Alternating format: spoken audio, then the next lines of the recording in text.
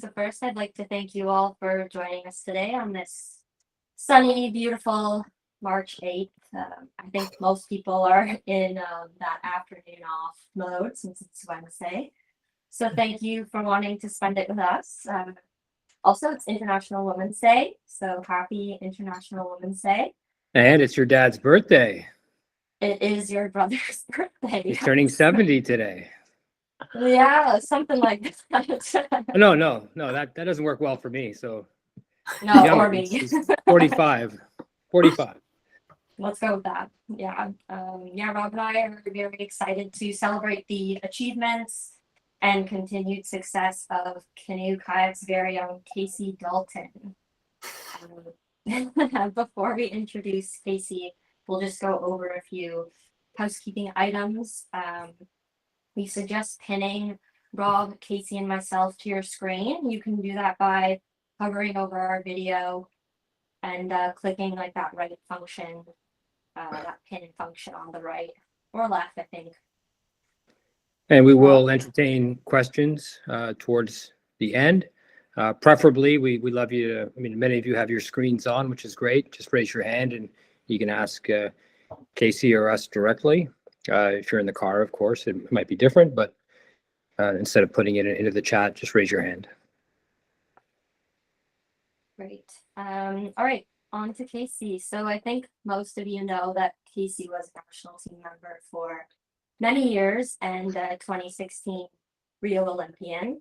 I had the pleasure of learning the true meaning of hard work, chasing her around the Ashbridges Bay and witnessing her outrageously fast 2Ks that led her to an 8th and 13th place finish at the Olympics in Q4 and K2. And I've got a couple of instant memories of KC. One, when I was Ontario provincial coach and I turned her down to make a Quest for Gold card because she was like 23. She wasn't really dedicated to training. She was in school and all that stuff. And we'll kind of get to that a little bit later in a question, but to her credit, she never really held it against me.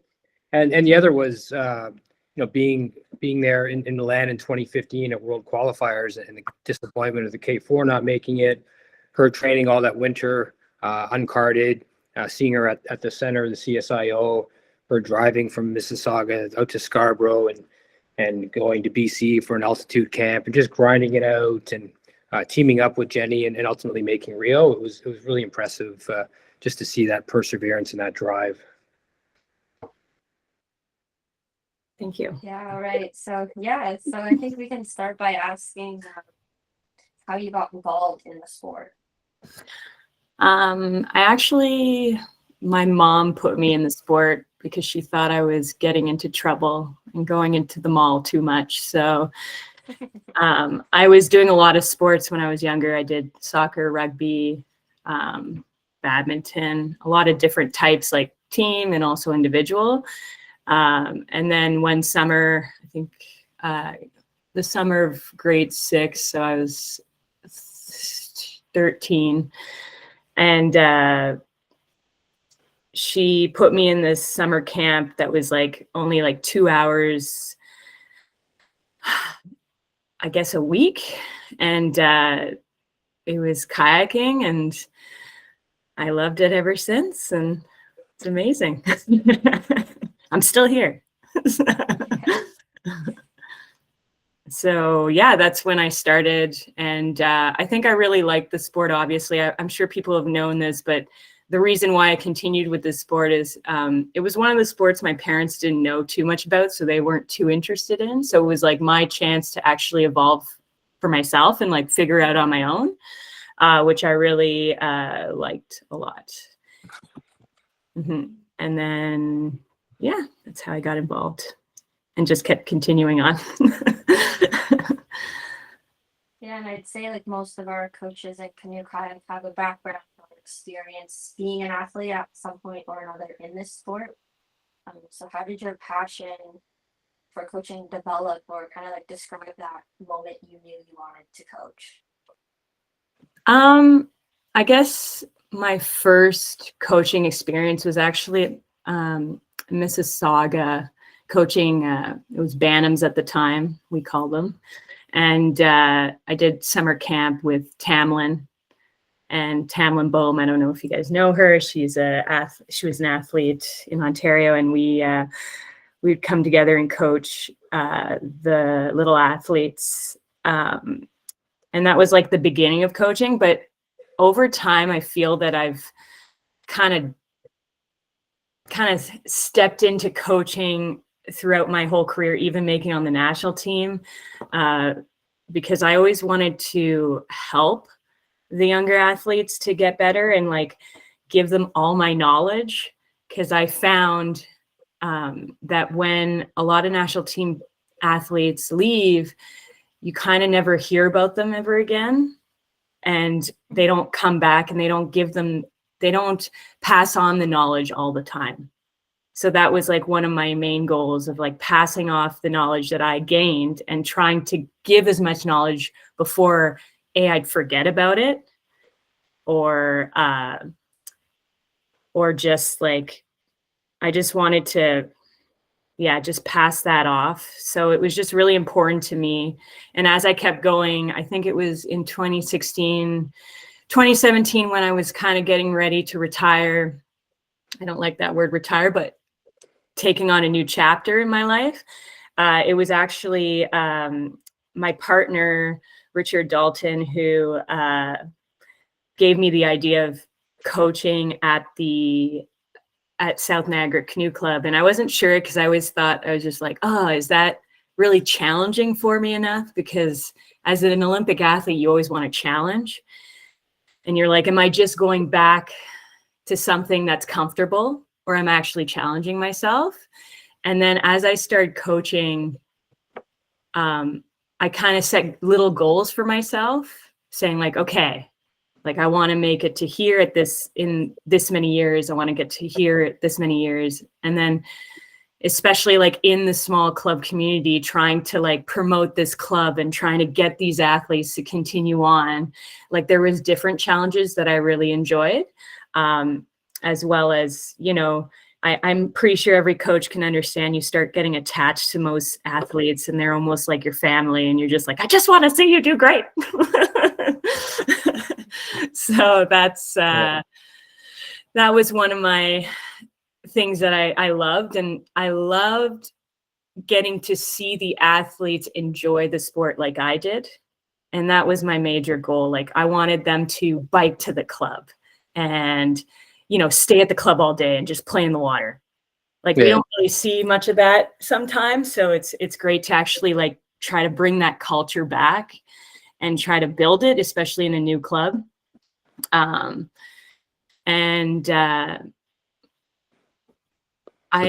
much structure. Sorry? Too much structure. Yeah, too much structure. And just pass on my love of the sport to the other athletes. And also like, for example, like Courtney, like when we used to, even on the national team, like we'd come together at nationals and we'd have to race. And I think it was only our last year that we came together. Like we actually had time to train together a little bit longer than we usually do. And we were able to like chat and have a conversation and say, okay, let's try doing this, and like working out to make sure that crew boat worked really well. And it did. And we did really well that year, 2016. So yeah. Casey, you mentioned something about national team athletes and how they just kind of like fritter away a little bit. They don't really get involved in coaching. They just kind of disappear after an intense period of commitment and training. And I know some of the richest conversations I've had are with kind of just post-career athletes. Like we were talking to Gab and Angus. I remember sitting in a motorboat with you in Florida. Just the experience and knowledge is just so rich. Do you think there's anything we can do to kind of tap into that brain drain a little bit and make sure that doesn't exit our sport so quickly? Yeah, I think also, obviously the obvious one is like trying to get them involved in like these talks, these webinars right away, or even having like a group I think like CKC kind of had this way of coming together to talk to retired athletes, to have a conversation before they leave, to like see what they can do better and see all that stuff. And also like, what did you like about being on the team? What do you wish was better? That kind of stuff. But kind of have a group meeting within all coaches to have like a questionnaire, like question and answer, to say like, hey, like, how did this go? And because it's really easy to lose track on some of these athletes. Like, I think it was 3 years ago, I had like a couple of athletes at South Niagara, and like Brady was at Ontario champs. I think it was Brady. It was, who else was there? Brady Reardon. Yeah, Brady Reardon, sorry. There was Steve Jorrance was there. There was Ryan Cuthbert, who was there, 2 kayakers. And I was like pointing, I was like, do you know, and Mihak was there. And I was like, do you know these people? And then they're like, no. And I was just like, oh my goodness. I'm like, they went to the Olympics. And I was just like, I had to like give them kind of like a little bit of a history. Yeah. And I was like, you should go talk to them and don't be afraid to talk to these guys around, like, especially because a lot of them have kids that are coming to paddle. So you're going to see a lot more. And even in Nova Scotia, I'm noticing a lot of old past coaches and even past athletes, like Steve Giles' son is paddling. So he comes to the regattas and we get to see everybody all over again. And it's actually great to actually talk to them and ask questions, like for me, because I know them, but this is where like we need to have like kind of like almost a round table discussion with some of these athletes to just like pick their brains, right? Yeah. Okay, you listening, Kenna? We got some good ideas here, right? And Casey, you're in a position too. Yes. Yeah, but I something like that would be great. Maybe Courtney and I, it's something we can do as part of our dialogue, is get someone recent that was, you know, post 2020 or 2021, that's kind of still fresh in it, and just and pick their brain a little bit. Mm-hmm. So thinking about like our last webinar, we spoke about long-term athlete development and the pathway, and we've got some people on this call such as yourself and Courtney and someone like Andrew Russell, who took a bit of a different route in doing university first. Hence, there wasn't a lot of development for you between 18 and 22, just trying to justify my 2008 decision not to fund you. But you know, and then you got things cooking, right? You started going to camps in November and spring and all that. So do you think that pathway and that later development, how it influenced you as an athlete, and did that bleed into your coaching philosophy also? Yeah, I think for sure for me, I found it hard to juggle my schooling with paddling. So when I went to Lakehead University, which is in Thunder Bay, which is not like the biggest paddling capital, yeah. And it also like snows starting September. So it had some challenges, but I still trained during that time. So I found different ways to do that by joining, because the national cross-country ski team trains from there. So like I would connect with some of them. And like I would start going to the track team. So I would do different sports to kind of keep me ready. So when I came back in the spring, I could train again and not be too out of shape. But I also found when I came out of university, I became more knowledgeable in different parts of the whole aspect of being on a team, like dealing with different people in your group, dealing with different personalities in the boat. And I found that I became more, I guess, like mature. That's a good word, yeah. Mature to come into and wanting this a lot more than I did when I first left and went to university. Like I thought I wanted it, and then I understood how much work was actually needed. Yeah. When I came in and I said, okay, like this is what I want. And I'm going to try, and I'm not going to be half in, half out. I'm going to go fully into this commitment. Right. Yeah. So how do you feel that connects to your coaching now? I think it helped me bring some, I guess, skills as a coach to manage different types of coaches as well as different types of people. It's also helped me kind of be more versatile and not just like focusing on paddle, like trying different sports that connect to paddling. So like I find like in the winter to try rock climbing because we want them to use their legs, and rock climbing is all about using your legs, and like try white water. So like being more versatile with different sports or different like weights and everything, but having a connection back to paddling. Like, how does this connect back? Right. So like having kind of a plan to do so. Yeah.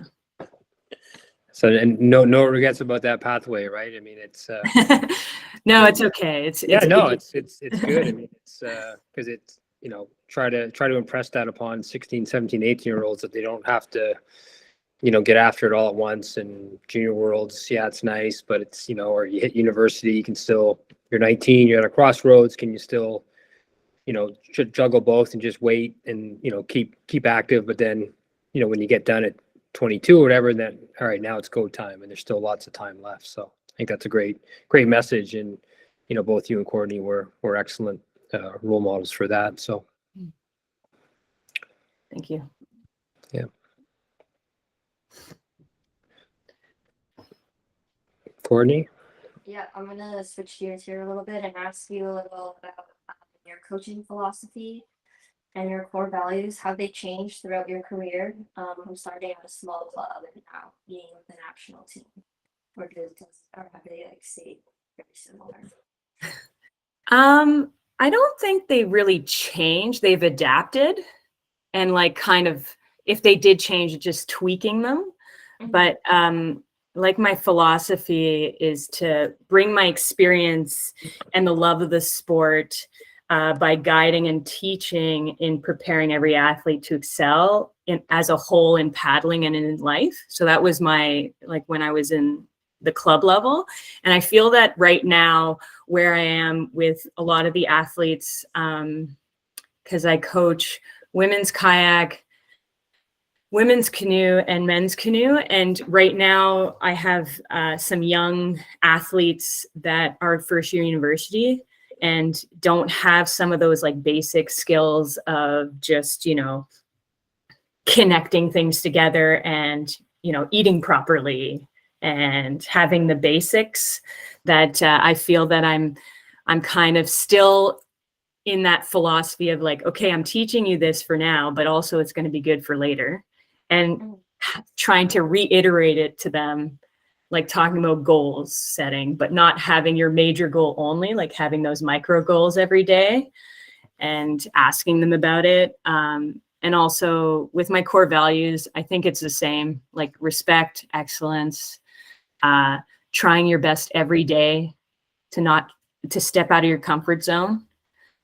And I still believe in them so strongly that it helps at least the athletes understand what they're expected when they come into my group. So I'm interested in looking at the coaching as a whole. So we're going to talk about coaching, particular female coaching, but how can we get young people into the sport? We seem to have more female coaches than ever. There seems to be a lot at the grassroots and club level, but I'm looking at Ontario. I know Ryan Blair's trying to put together a guide for clubs and board of directors to look at and be like, this coach has this many years experience, this coach certification, this university education, he's been at this level, and then can be paid accordingly, right? So that people are attracted into the profession. So they're not like, a university kinesiology graduate like Emma Zoldi who's on the call. Like, is that an option for her as someone who's coached through high school and university? Like, is it a viable option where there's, standards around that you can get get, paid well can you compare it to teaching, for example? I know Ryan, that's his goal, is to have it line up with like what a teacher's college or a teacher union looks like, so we can get more people into it. So I'm wondering if you have any thoughts on that approach. Yeah, sorry, just moving my cat. Yeah, I do agree. Like, I think having that, especially if you want to see the females move up, showing them like where they can go. And I know, like we were talking about it before, Courtney and Rob, that like the last national team coach was Kenna, and she was 2014. And we hadn't seen one in a long time. So it was really hard to see a female going forward as high as that. And I feel that now that we have more female coaches, like bringing them together and also understanding, like you said, like having those pathways, but also providing the pathways to the females, like an easy way, and say like, hey, like giving them the opportunity is really important. But I really think I've been thinking about this, especially now that I'm on the national team, coaching at the national team level, to always like to start a female, like almost like a group, like at nationals or something, and we all meet up and we just have a chat, or have like a camp like during Florida and bring them in for a week, and kind of have like a chat within every female coach, and then like, have the IST come in so they can do little talks, and, just provide that safe area and comfortable for female coaches to feel that they're not alone, and feel that, like maybe a problem that might be happening at one club is also happening in another, and not feeling like it's only you that's dealing with this, and having that support system. And I'm not saying like just women, but it would be nice to start off with that, and then after kind of like branch it out with everybody else, Yeah. Oh, good. I like that for sure. Out of the things I had mentioned before, I'm just wondering what do you think would be the most attractive to like a coach, a young coach, like salary, security or position, things like benefits, and salary tied to index to inflation, just perks like that, bonuses, like what of Yeah, those I think three like areas, or professional development, let's say, like what do you think would be one of the key things among those different options? Well, I think benefits is a big one. Yeah. And also having a stepping, like Ryan was saying, like stepping of your education and how much you should be getting paid. As you Is key. progress through professional development, there'd be a clear pathway to earning more, or at least a guideline for that. Yeah, because like and I'm going to tell you this, like when I was a coach at South Niagara, my first year, I was self-employed. Yeah. So because I was self-employed, I didn't know this because it was also a big learning curve. Taxes was a hit. And like I learned that through my sister and Richard, like my partner, on how to manage that when you're self-employed. And then the thing is because I wasn't paying into EI, and then I had my first girl, Gabby, I actually wasn't getting paid. And then I noticed like, oh, this is a problem. But then after the club noticed and they wanted to keep me, so I became an employee the moment I came back. So Right. Then once that happened, I started paying into EI and everything was good. I was getting benefits if I wanted to. So they got a bursary to help fund me properly for the next 3 years. So they had like 3 years to kind of figure out how they were going to get the money and such. So it really helped the club. And it helped me as a first-time mom to stay in the sport and stay as a coach, and had justification to say like, okay, I can live off this salary and I can help. And and everything like that. So it really helped to have those kind of benefits. And then once I made the national team, like it came with benefits, no problems, and it like made it even easier. And I was getting, paid every 2 weeks. So it was even better. And then when I had my second kid, I was on EI. So it was a little bit easier, and it was more appealing for life to continue doing what I love doing. Yeah. All right, good. Thank you. That's good. Interesting. Mm-hmm. So having those like help and resources for coaches, because it's not only females having kids, like, there's the dad as well, but it's just a little bit harder with the female when you're breastfeeding and you're doing other things that are a little bit more challenging. Just to like circle back to your pathway, a lot of what I'm hearing is for female coaches is this idea of creating like a pathway for other females to follow. So like there was like an 8-year gap between Kenna and you on the national team. So what has been your coaching pathway? Like what experiences or barriers have kind of gotten you to where you are? Well, I was very lucky because I had a really good support group. Like I had, when I decided I wanted to go down the path coaching, Ryan was actually a really good helper in like helping me bring down the pathway of going through like, comp dev, get all your education first, and then get your experience at the club level and then move up. And I also learned a lot. I found with this pathway that we chose, it was kind of like, okay, get all your certifications first, train and learn in the club level. And then like, I always wanted to coach a national team level. That was like my main goal because of my experience as an athlete. I wanted to bring, like, I didn't want anybody to go through what I went through. So I wanted to go forward and help and also just be there to support the athletes to be better and excel and enjoy the sport instead of leaving the sport in not the best terms.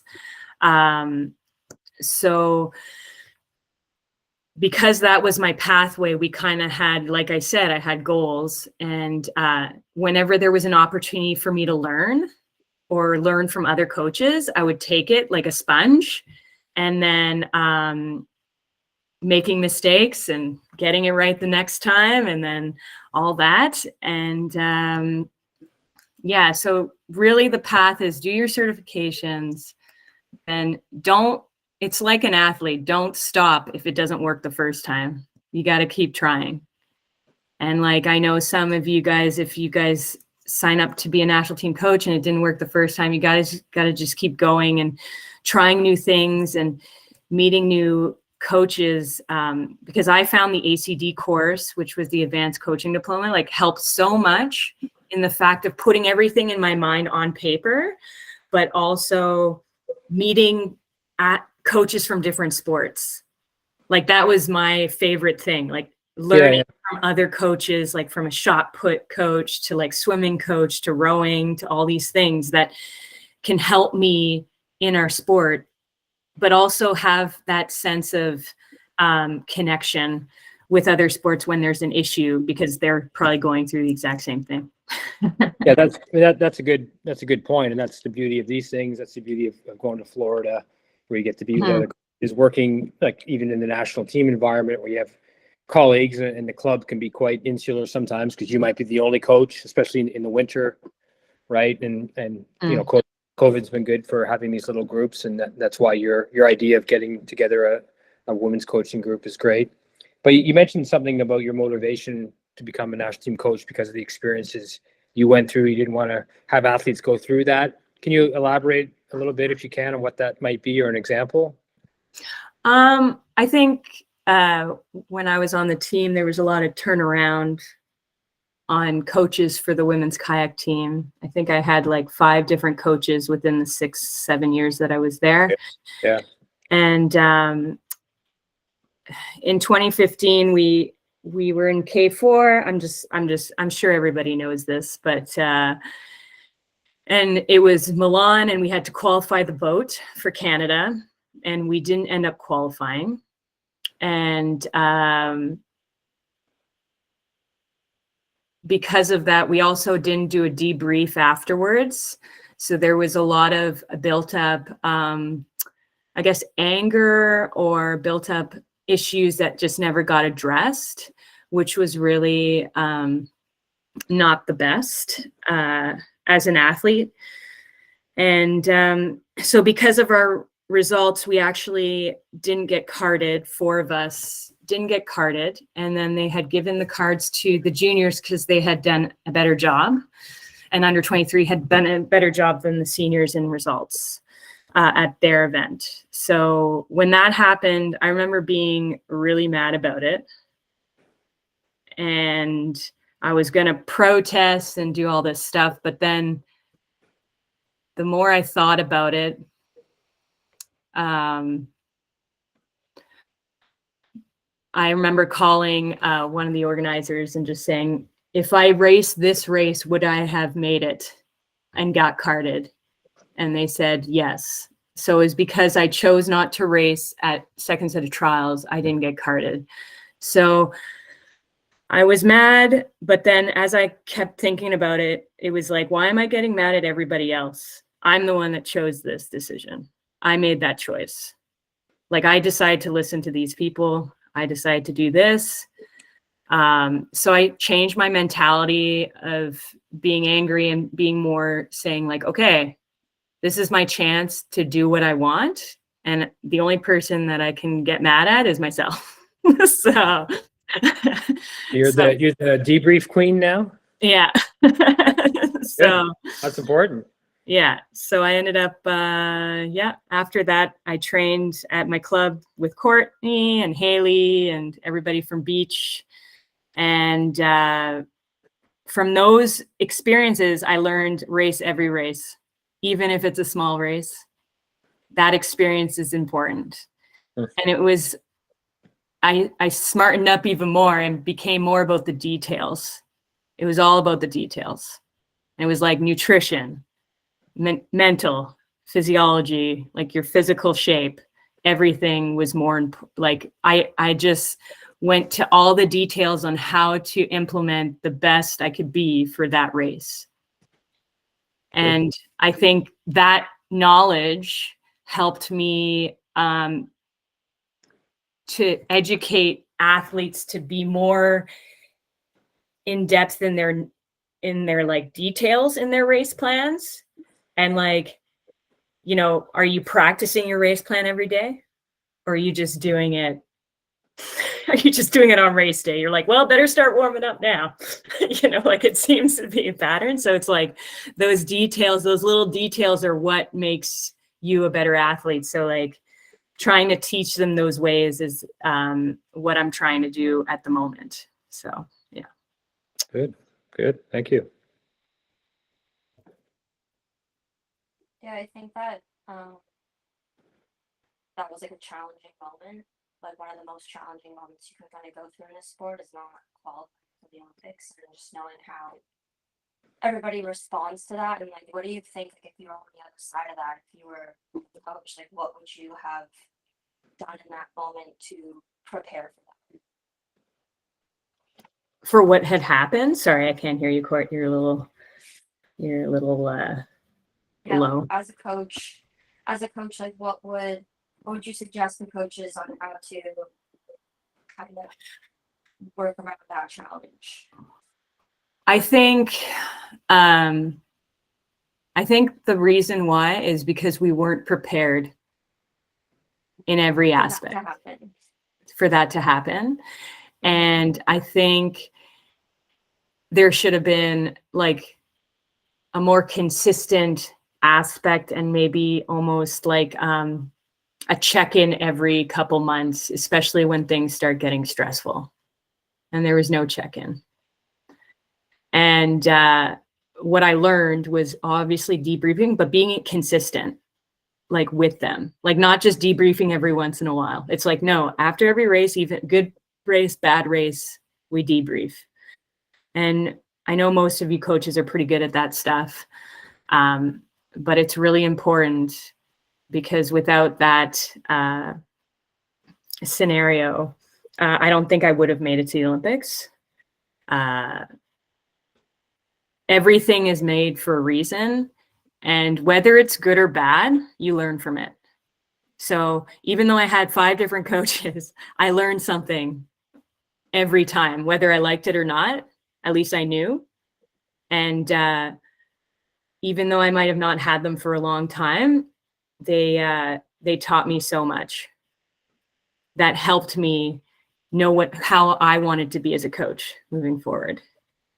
So, and like a good example is, you know, when I first started coaching at South Niagara, I wanted to do everything, because that's what an athlete wants to do. They want to do their best. They want to go like, go, go, go. I want to do everything. And I actually started burning myself out. And it wasn't until I called Hunter and Ryan, and I was like, how do you do this? And they showed me how to put boundaries up and saying like, no, what can you do to be at your best? And sometimes like it was harder. It's hard because when you're an athlete, you just follow and you just go, you know, and you follow your own body. Whereas with a coach, I was just, because you're managing not only yourself, you're managing everybody else. And because you're managing everybody else, sometimes you forget about yourself. So I found like I've learned not only as an athlete, but I've also kept learning as a coach how to become a better coach every time. And all these, like everybody on the call I've connected with, and they've helped me in some way or another. But like I said, I take it in and I keep moving forward. And I think that's really important for everybody to understand. Yes. You mentioned that Richard was the one who suggested that you get into coaching. At that moment, did you have any fears going into coaching, or preconceived ideas of how you might be treated or viewed being a woman? I think there was 2 fears. The one fear was, like I said before, like I was feared that I was not challenging myself enough. Like I was just going back to something that I'm comfortable with, and I wanted to challenge. I wanted to keep that drive of some type of challenge. But once I got into the sport, once I started coaching, I started enjoying it in different ways, which I really loved. And like seeing the athletes succeed as well as fail, but learn from them and keep moving forward was really awesome. Like I said, bring the culture to the new clubs was really fun. Having like barbecues and like little things like that. But another fear, I think, especially when starting coaching, was that a lot of people would just see me as the athlete and not a professional coach. So I still kind of have fears of not knowing everything. Like I don't want to feel dumb, you know, like I want to be like professional. I want to know everything. So I go and I look for that information. But over time, I've learned like, it's okay if you don't know it, as long as you're going to find it and you actually like say it, like, I don't understand. Can you explain that to me? Like, I've learned to not like be scared to say you don't understand something. But also, I still want to be seen as professional and not just an athlete. So I really make sure when I go, I like my appearance is seen as a professional. And like, you know, I wear professional gear, like I go and I try to like, you know, present myself in a professional manner instead of just like joking all the time. But yeah, and I'm still working on boundaries, like trying to juggle life with 2 children. Right now, at the moment, I'm actually bringing my second child to work every day. So it brings different challenges, but it also brings a good atmosphere because I say, listen, this is my time frame. Be here. Yeah. And we're working on it. So yeah. Just further to that, what are some of the other obstacles for females along the coaching pathway? I know like some of the obstacles is probably not only like, feeling like we're being heard, and being a part of the conversation. It's getting better, but like if someone's not saying anything, like having someone say like, hey, what do you think? Like trying to get them to talk a little bit more and be part of the conversation. I think the challenges is just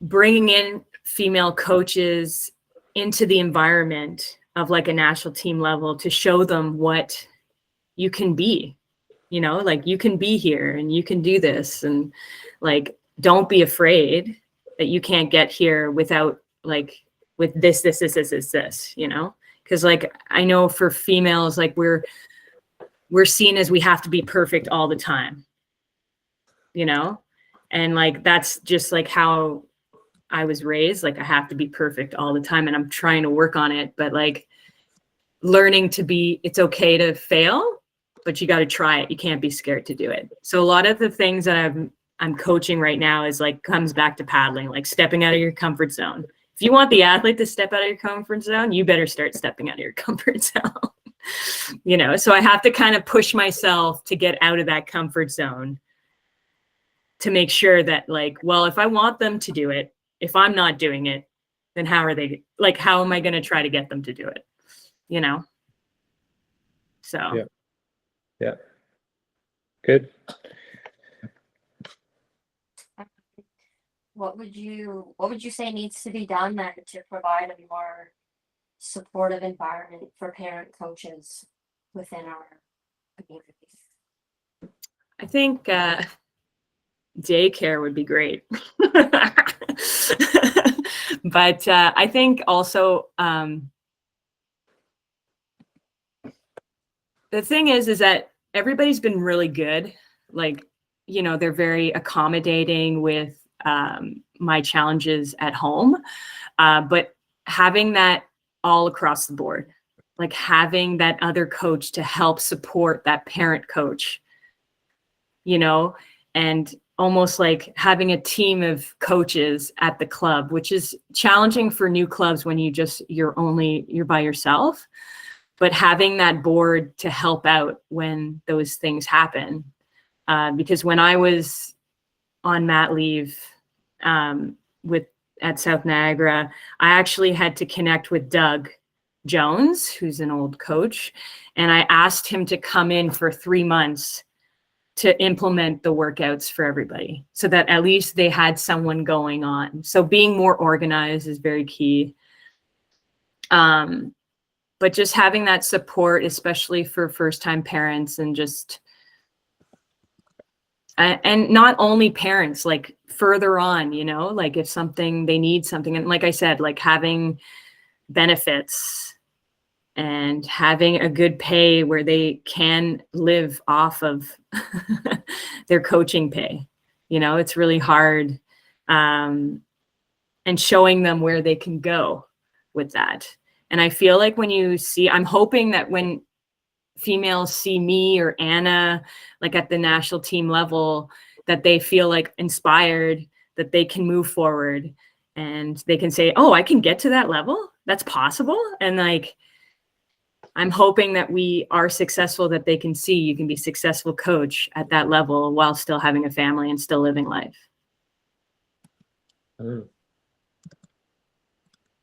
Okay, thanks. So, Courtney, did we want to invite some questions now. Yeah, I think I saw Karen with her hand up. All right, let's go. Karen Lukanovich, take it away. Well, Sit up ready, take it away. thank you.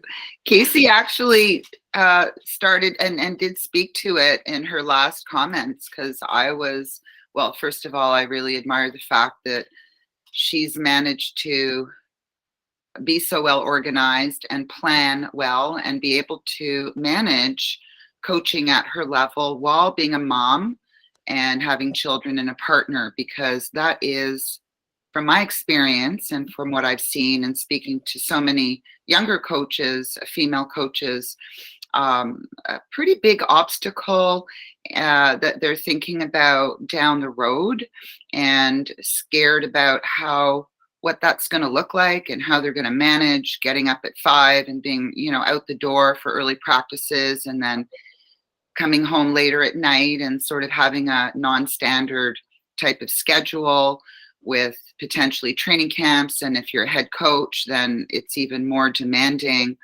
on your time, because all the admin and all the other management leadership that comes along with that. So it's amazing what you're doing. First of all, big pat on your back for that.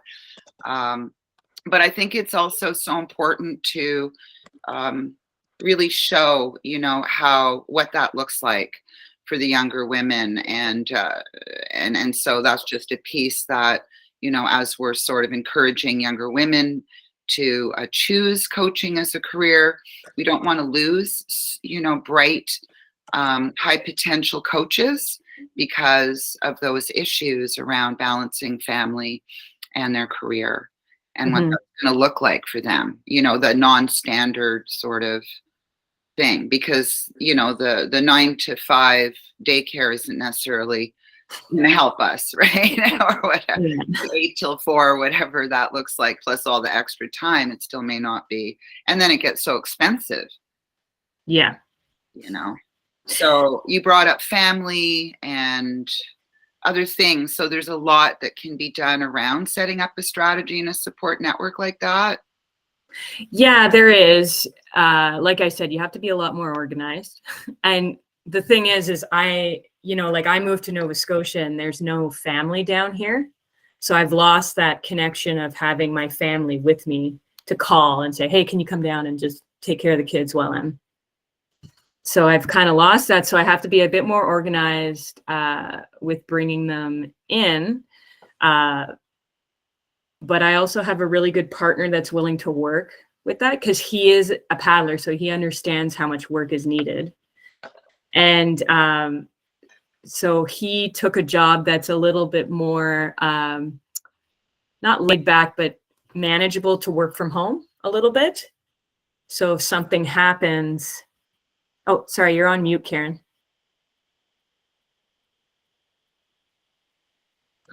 You're on mute, sorry. Oh.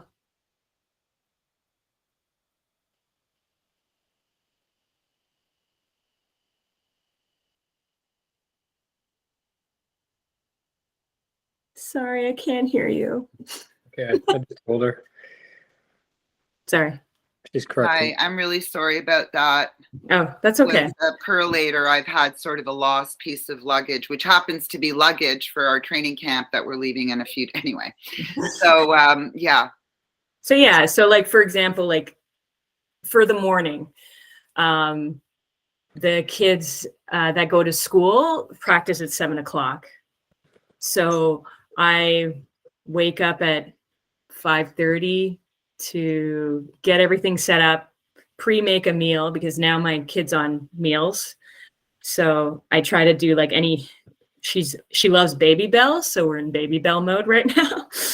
And like pancakes, so Baby Bells and pancakes and some yogurt on top and whatever. So I plan that, and then I go and I have her in my carrier, and like it's okay for now because we're not on the water. So then there'll be a new challenge once we get on the water. Like, how do I manage that? So I'm still kind of learning. With Gabby, the first one, it wasn't so hard because it was COVID. So there was a lot more like leniency, and we didn't have any big regattas or anything. So what I'm hoping is that once I go through this year of dealing with having to deal with my little one and bringing her in and out of training, I hope that I can pass on that knowledge to a female coach that might be thinking of having a baby. And I'm hoping to say, like, okay, make sure you do this, this, this, this, this. Don't do this, like, or like start thinking about this. And I hope that we can kind of have like that group of females that are at the national team level to help those coaches that need help, that are just coming in for the first time. So, yeah.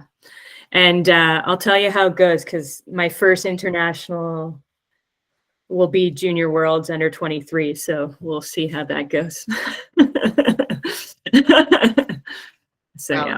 it's a challenge for all women in their careers to juggle.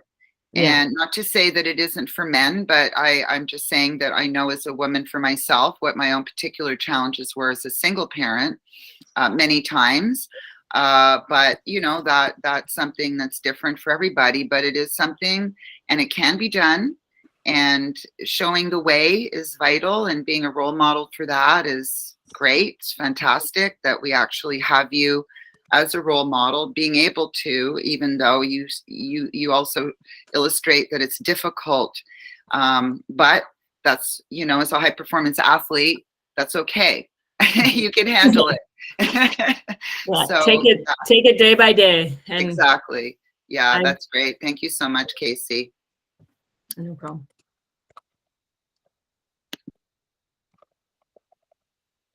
Thanks for the question, Karen. I think we have room for maybe one or two more questions. If anyone has a question, can ask it now. Raise your hand or just come off mute.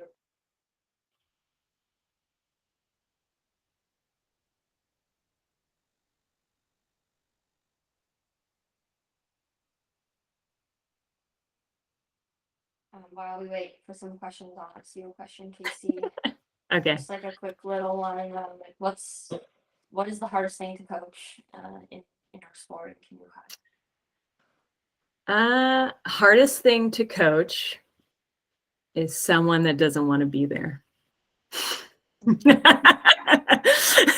I'm pretty sure everybody can feel that way. When someone doesn't want to be there, that's the hardest thing to coach. But it's still a challenge, but it's still good. And yeah, and then it's great to see all you guys. I haven't seen some of you in a while, and it's I'm jealous everybody's going south.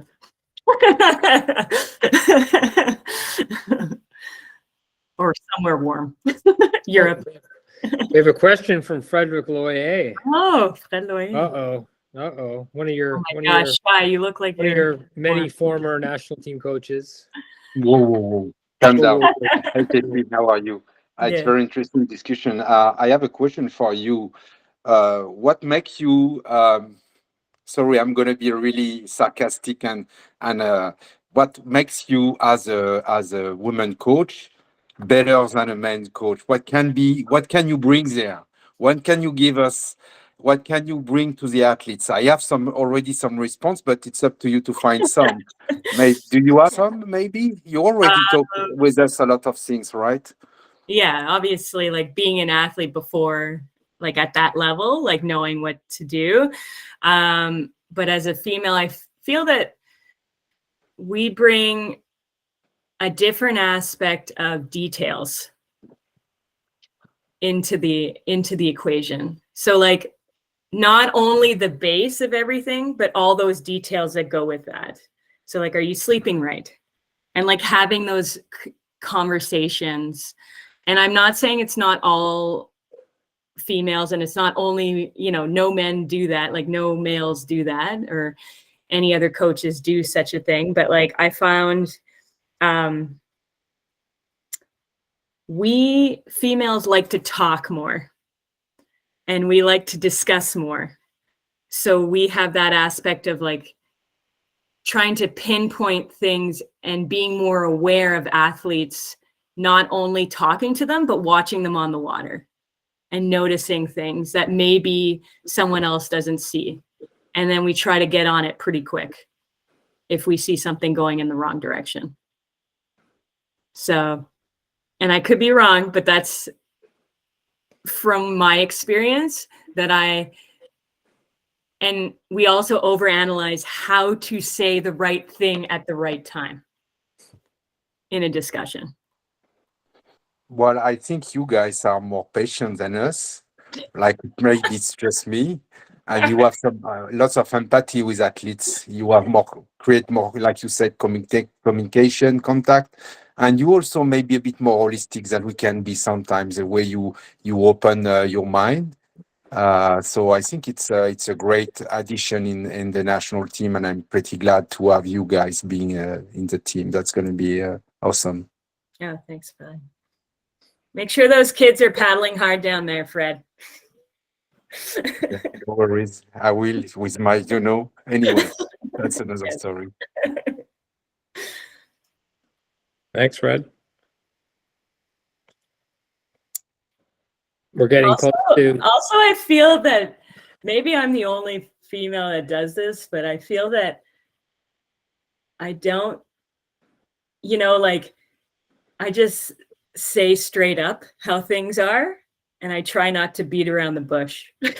Like I just go straight on saying like, listen, you got to do this and not try to like tiptoe around it.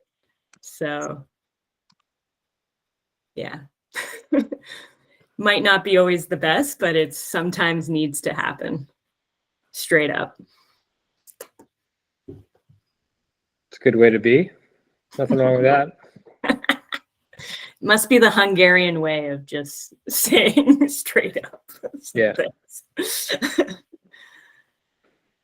Casey, we have a comment in the chat that you should write a book in the future to tell your journey from athlete to coach. So. Oh, thanks, Ken. All right, book in the works. There you Oh go. man. Once I get the kids all in school, then yeah, I'll think about that. But yeah, I think we can wrap up here. I'm just gonna ask you what's next for you, and we can close with that question.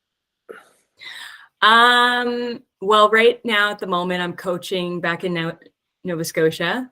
I'm not going down south this year, which I'm a little sad about, but that's okay. My next thing is probably getting these juniors and under 23 kids ready to go and get them to win some, to do very well at Worlds. That's my job. And be there to support them and also help them, especially in Montreal. So that's, and also get everybody like you, Courtney, ready for the Olympics.